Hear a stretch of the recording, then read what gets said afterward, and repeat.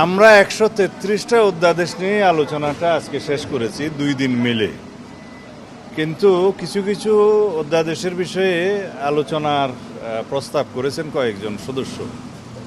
সেই আলোচনার জন্য আমরা 29 তারিখে আবার সেশনের পরে রাত 8টা থেকে 8:30 হবে, ওই সময় আমরা বাকি আলোচনাটা শেষ করার জন্য সময় নির্ধারণ করেছি। মাননীয় সভাপতি সাহেব আজকে সেই সময়টা ঘোষণা করেছেন।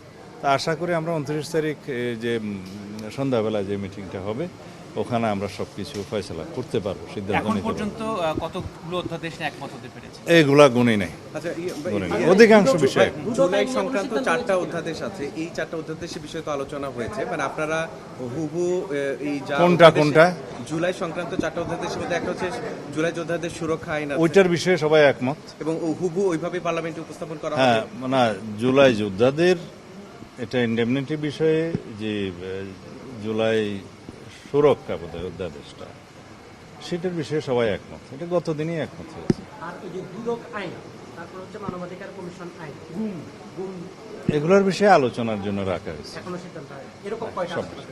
সেটা গুণে দেখি না, এটা 29 তারিখে বলতে পারবো। এরপরে কখন বলবেন? 29 তারিখ রাতে 8:30।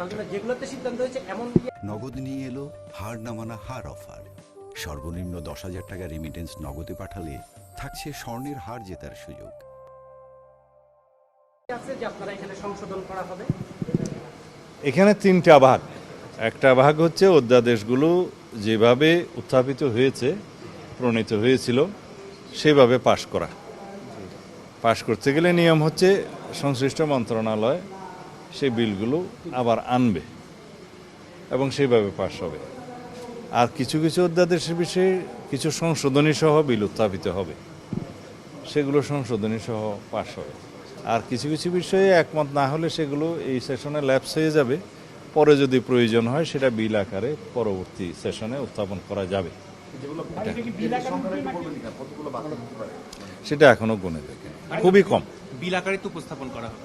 হ্যাঁ, যেগুলো পাশ হবে এগুলো বিল আকারে উত্থাপিত হয়েই পাশ করতে হবে। যেগুলো অনুমোদনের জন্য থাকবে ওগুলো কি এমনি ল্যাপস হবে নাকি অনুমোদন করবে? সংসদের নিয়ম হচ্ছে 3rd রিডিংয়ে বিল পাশ হওয়ার আগে যে অধ্যাদেশগুলো ছিল সেগুলো অনুমোদন করিয়ে নিতে হবে, তা না হলে 2টা আইন বিদ্যমান থাকে।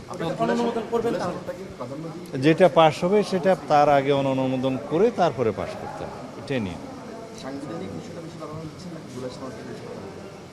এটা সাংবিধানিকতা এবং জুলাই জাতীয় সনদ দুটোই আমরা বিবেচনায় নিয়েছি, এবং জুলাই জাতীয় সনদকে আমরা এখানে প্রাধান্য দেব, এবং সাংবিধানিকতা যাতে রক্ষা করা যায় সেই বিষয়টা আমাদেরকে লক্ষ্য রাখতে হবে।